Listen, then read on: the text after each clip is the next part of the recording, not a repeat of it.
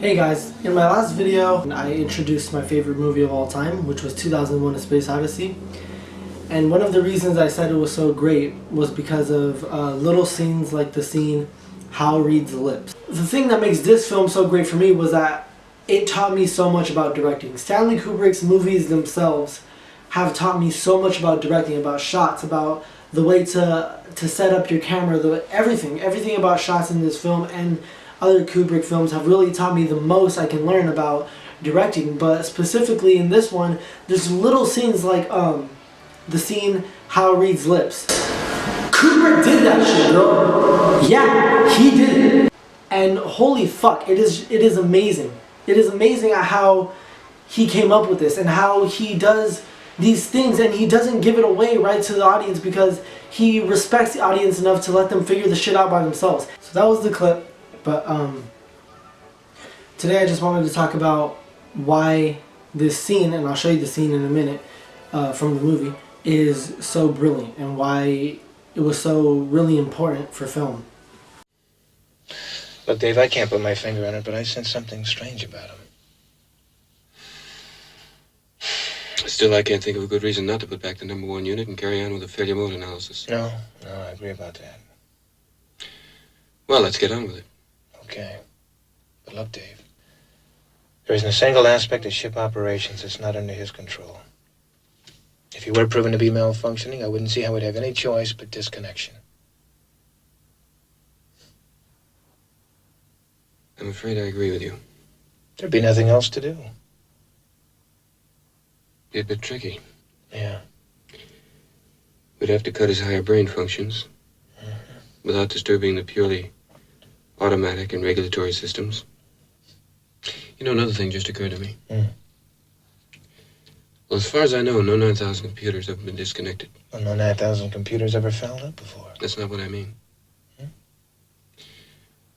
Well, I'm not so sure what he'd think about it.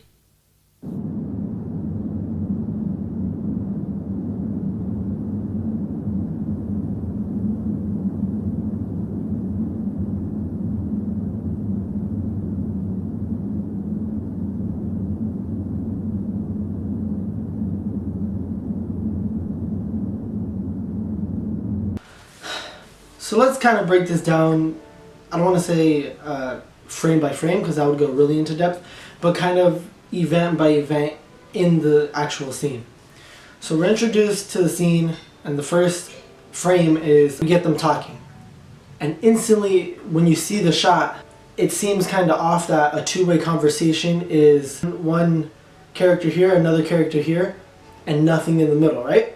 Because usually in a two-way conversation, it'll go to close-up, cut, back, cut. They're cutting back and forth within the dialogue so that you can see their face while they're talking. It's not like that in this scene, and you can tell that there's something different going on. Then if you look in the middle, because usually that's where your attention is drawn, towards the middle, that's what the rule of thirds does. It draws your attention right to the center of the frame.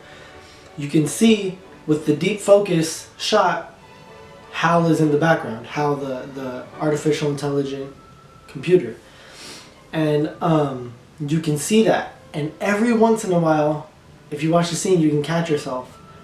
You're looking at both of them talk, the characters, and every once in a while your attention is drawn to the middle because you want to see what Hal is doing. For about, I think it might be like 50 seconds or a minute and 10 seconds, where it's between 50 seconds and a minute and 10 seconds where we have the two astronauts just talking. Then we cut to Hal. It's a close-up of Hal, the computer. And what we initially think is because Hal is being talked about, it's from the point of view of the astronauts. Like they're looking outside of the window to look at Hal while they're talking about him. But if that was the case, we would hear their voices talking while we see the close-up of Hal, right?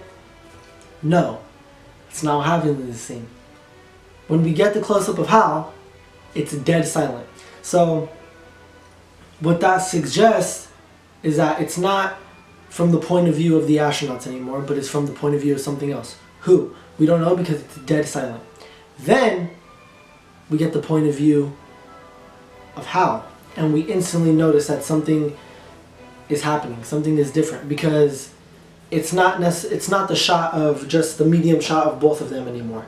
It's an iris shot on their lips, and it's going back and forth as they talk, leading us to infer that while Hal cannot hear them, while Hal is struggling to hear what the conversation is being spoken about, Hal still understands what is going on. Hal is still able to decipher what they're saying because he's reading their lips as they go, as they talk. And this iris shot, this simple iris shot that is never given away in the dialogue or the exposition of the film, it's never written down, it's never explicitly told to the audience, but implicitly told to the audience based in this iris shot. And because that happens, it makes it all the more creepy because it's never spoken about, so it was never known to the characters that they were being watched, that their conversation was still breached and heard, really.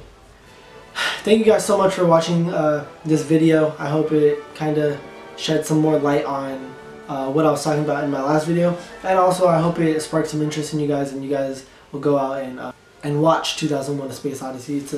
It's my favorite film, obviously, but I think it's a really cool story, and I think you owe it to yourself to watch it. You owe it to yourself, you owe it to your mom, you owe it to your dog.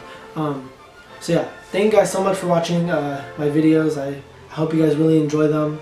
If you want, you can subscribe. You can do what you want. You know. Thank you so much, and to all the Cinephiles, we'll see you in the next video. Peace.